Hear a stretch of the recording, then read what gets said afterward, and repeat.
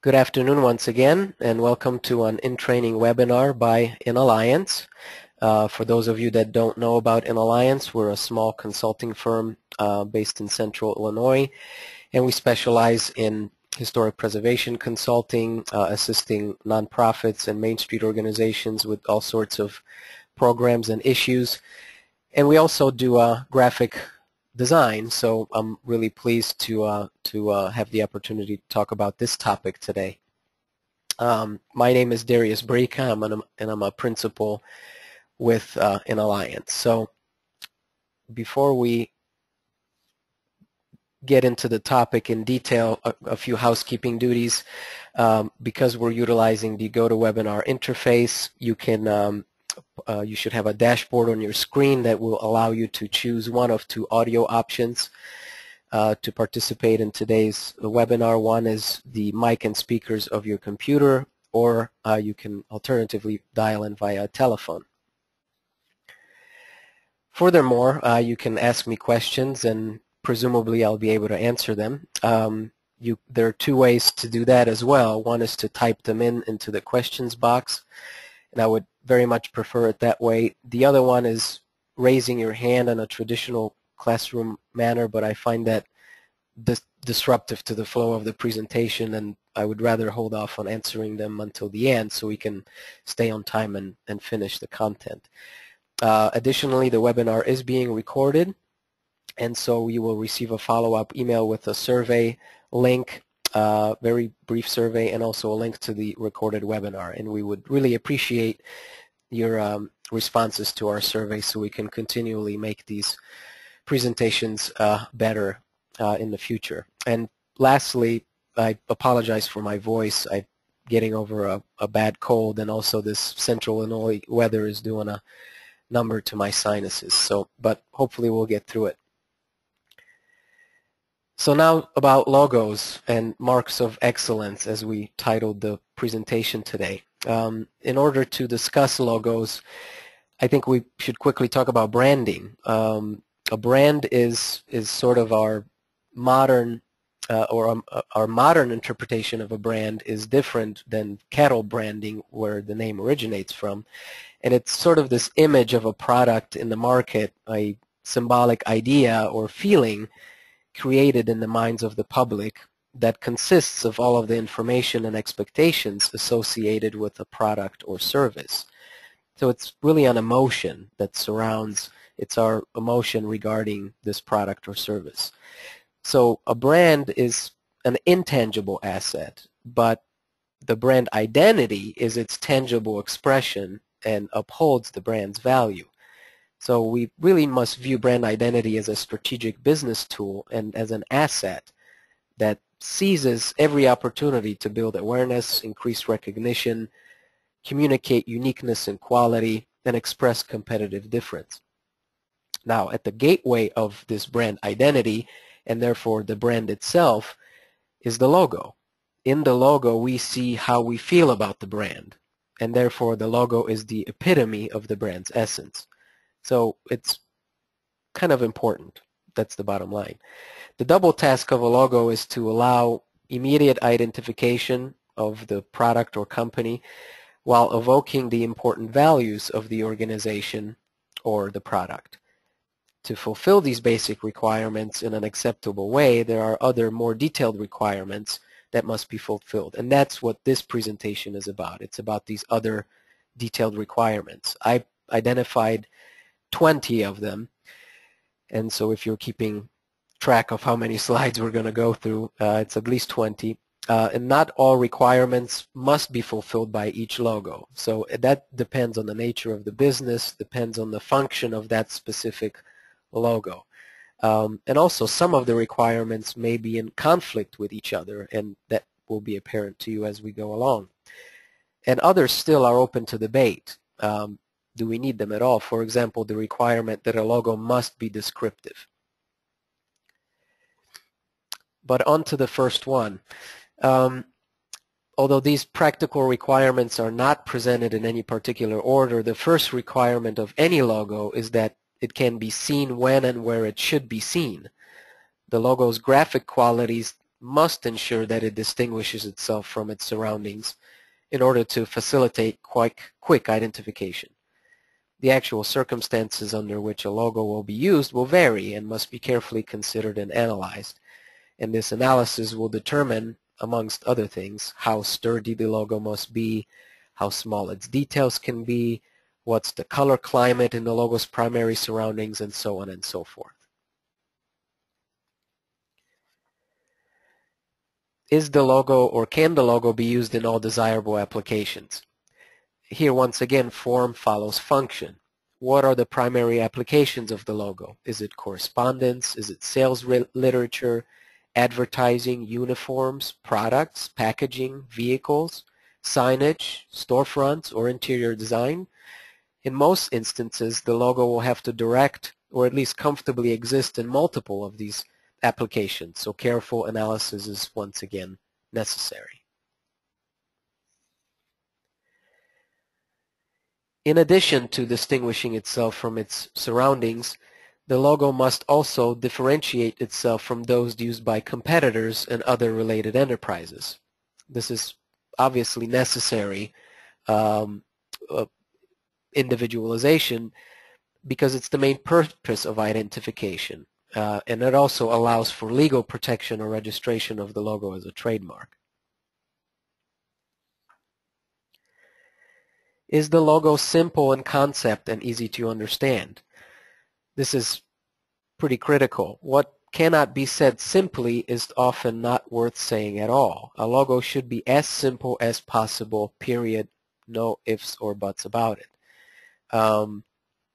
You only have a limited time and limited opportunities to capture the public's attention, and the logo must provide very quick and easily understood identification.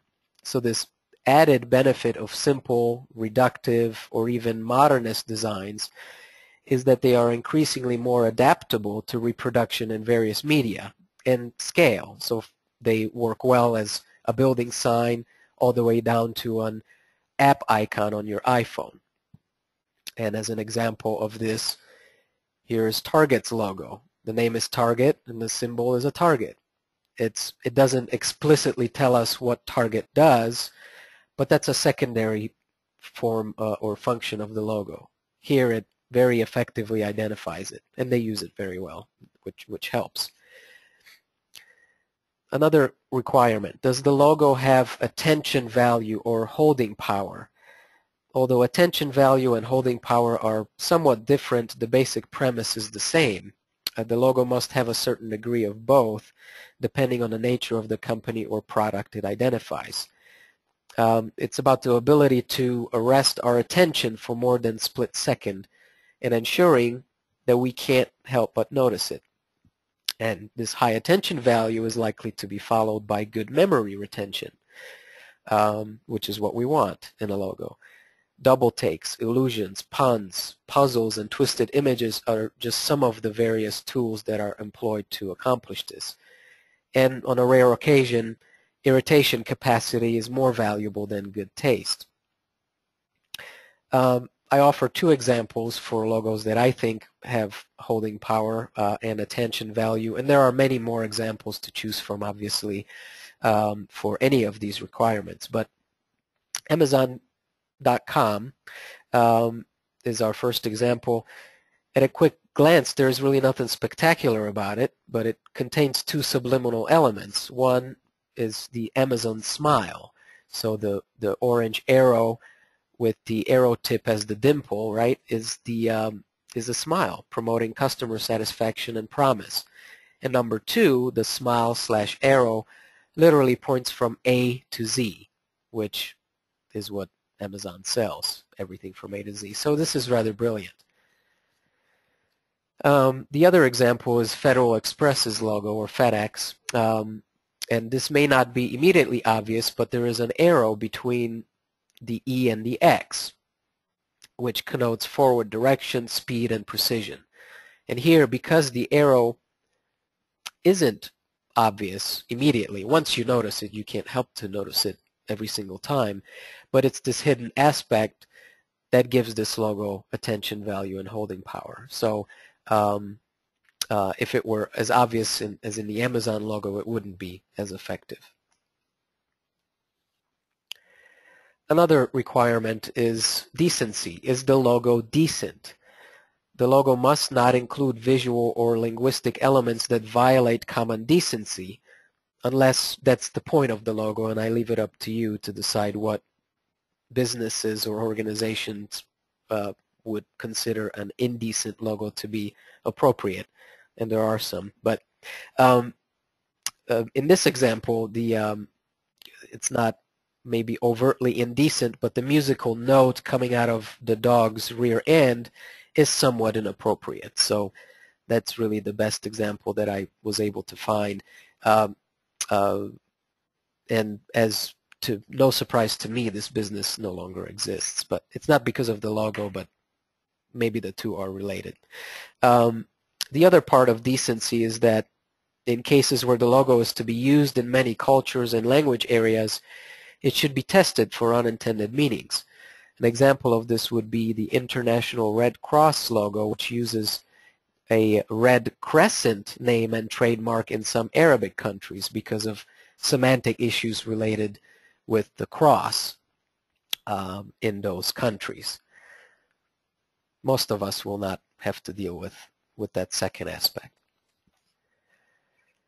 Does the logo use standard colors?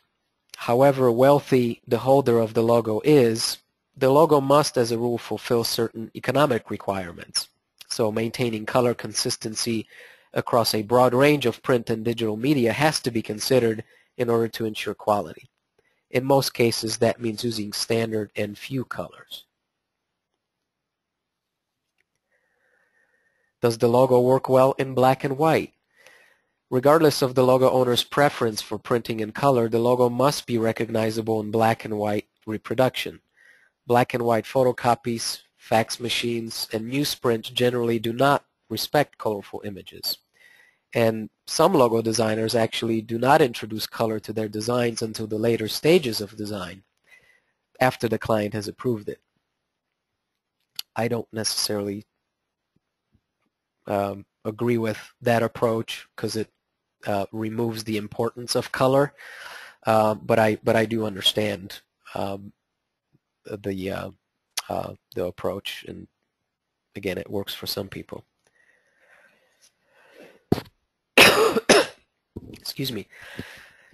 This is an important consideration for logos. Are they descriptive? Is your logo descriptive?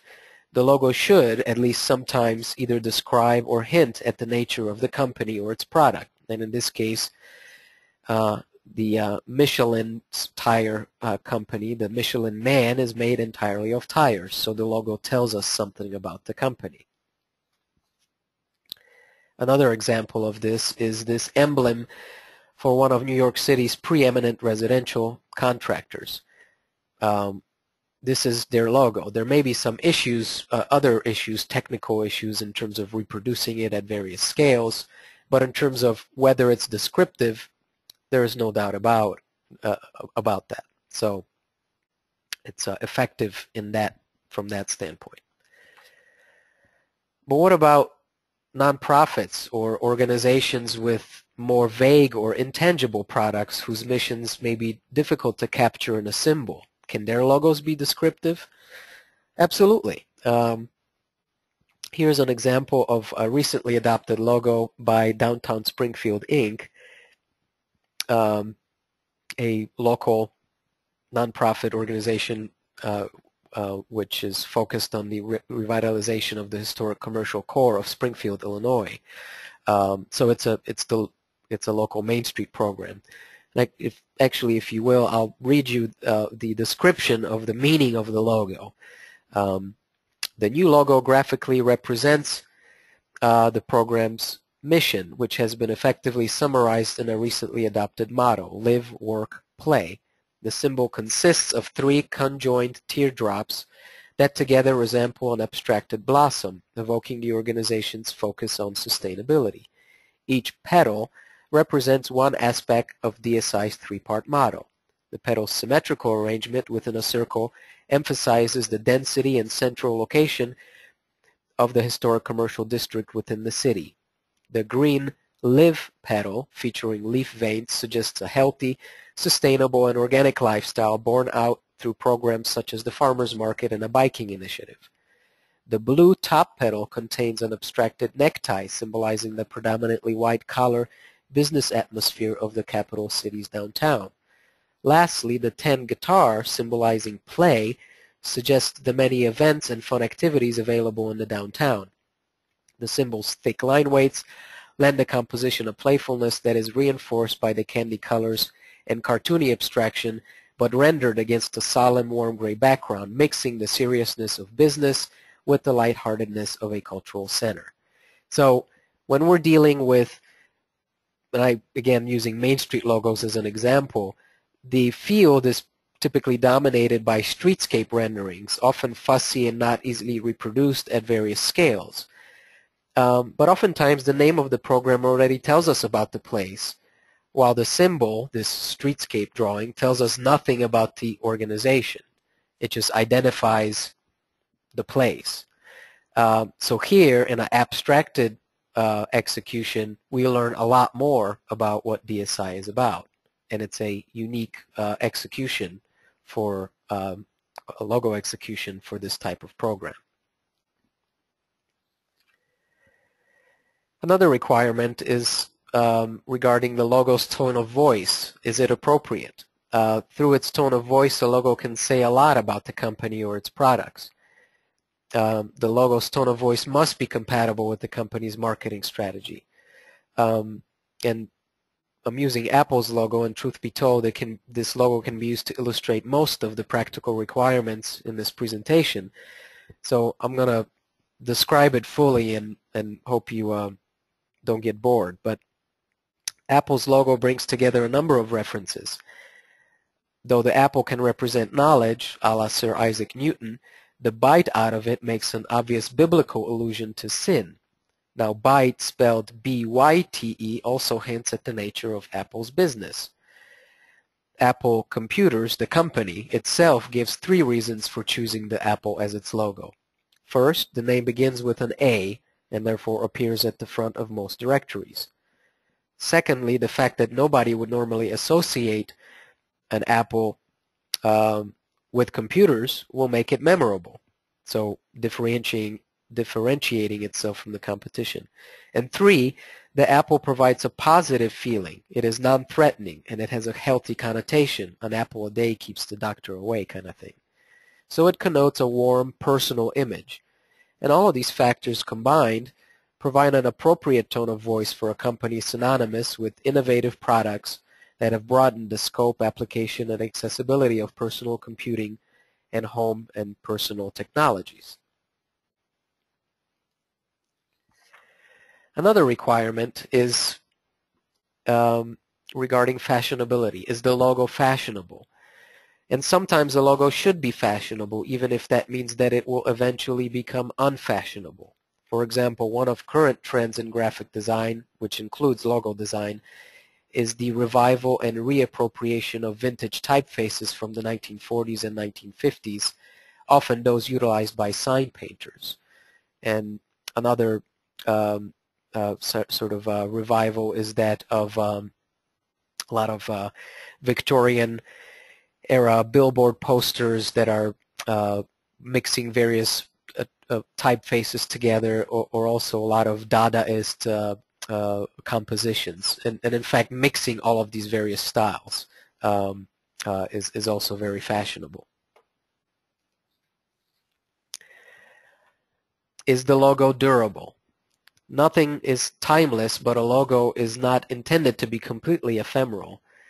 A timeless logo may not get a chance to survive the fortunes or lack thereof of its holder, but a timeless logo is capable of surviving mergers and changing fashions, and that's because it continues to embody the company brand and it fulfills all of the original requirements. And plus, over time, it builds equity. There is absolutely no need to change it ever. And CBS logo is proof of that. Designed in 1951, it is one of the most celebrated and recognizable symbols in the history of graphic design, and it is as fresh and modern today as it was at its conception.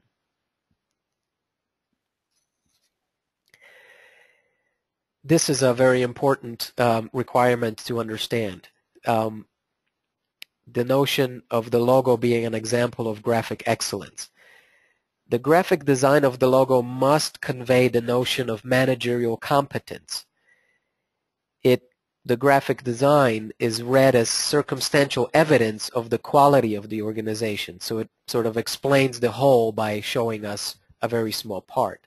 This is why we must bother. This is why the logo, being an excellent example of graphic design for that sake alone, is very important. This is a very basic principle that is understood and utilized by companies and organizations that want to be successful. Very simply put, good design is good business. And that's a quote by Thomas Watson Jr., CEO of IBM. Does the logo have buy me quality? A logo should encourage a decision to buy. Well, unfortunately, this one does not. This is, yes, it is a sign, but it is a de facto logo for this boutique, and I don't even know how to describe it. So, but it does not have me buy me quality. I know that for sure. Can the logo be animated for use on film, TV, or web? And I'll play you a brief animation here, or I hope to do that. Hopefully. But this ability to add a temporal dimension to a logo can be very useful and is becoming more of a necessity as digital media opens new marketing and promotional avenues for even the smallest of enterprises. Oh, let's go back. It is not working, so that's too bad. That was a good animation. I apologize for that. Well, moving on. Sorry, you will not get the benefit of seeing it. But the idea that logos sort of can be formed using animation, and it can be very easily done. Even what used to be limited to sort of big budgets, a lot of people can reproduce at a smaller scale now. So. But the next requirement is three-dimensionality. Can the logo be rendered in 3D? Three-dimensional versions of a logo often make it more memorable. Typical applications include signage or perhaps sculptures, or perhaps a 3D version of the logo can become the packaging for a product. And here's a fun example of that. For Knoll, the high-end furniture company with an international market, for their 60th anniversary, 3D letter forms of the logo were rearranged and photographed in random formations at various locations, and the images were then used for postcards and posters. This kind of relates back to decency, or at least one part of it. But if the logo includes a name or word, can that word be easily pronounced? That's an obvious thing, and most company names and acronyms are easy to pronounce, otherwise they would be vetted through the naming process. But as well as being easily pronounced, the word should not sound like any obscene or otherwise unwanted word or sound. So in this case, the name of the company is easily pronounced, it just shouldn't be pronounced at all.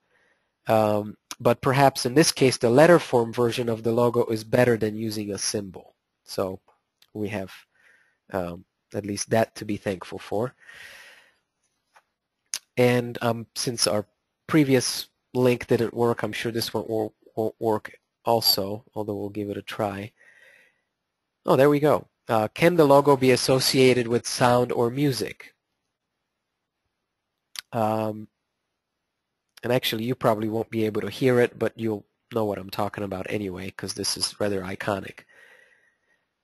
I can hear the lion roaring, but you probably can't. But you get my point. It's that the MGM lion can be evoked by its roar just as much as it is for the for the logo itself.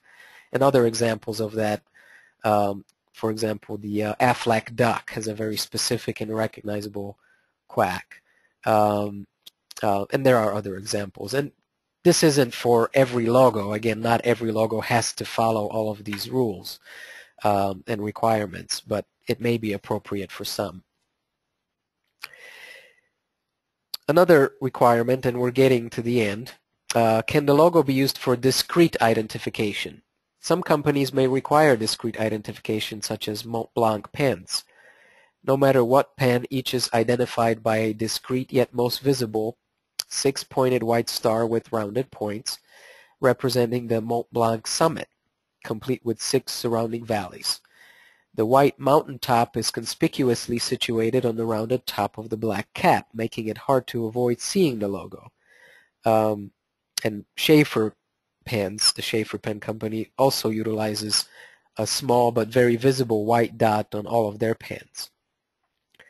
Other forms of discrete identification can be manufacturer's marks, so like for pottery, glassware, jewelry, so they're often small, sometimes hidden underneath the object, where the identification of the product or object is of secondary importance, but it nonetheless has to be there and has to represent the company. And last, but maybe the most important, is likability. Do you like the logo? And appeal sometimes goes beyond the preceding 19 requirements. Because if you like it, if your customers like it, if the public likes it, then that really is what matters. So I'd like to conclude with just a brief push for utilizing logos, period, because to work for its living, a logo has to be seen. And in fact, it must be highly exposed through repetition and recognition. That's what a logo is designed for. Without that repetition and recognition, the meaning, the interpretation, the graphic excellence, and the cleverness, whatever the logo contains, are nothing. So no matter how your logo fares according to these 20 practical requirements we discussed, it must be used. Maybe with the exception of indecency. If it's indecent, you shouldn't use it. But we can deal with everything else. There are always opportunities to change it and to improve it. But you must use it in order for it to be effective. That concludes my presentation for today. Thank you for participating, and I hope you found the topic interesting, useful, intriguing. If you have any questions, I'd be happy to answer them now. And then you can obviously contact me at any point after we conclude today with additional questions. So I'm going to give it a couple of minutes to see if we have any questions trickling in.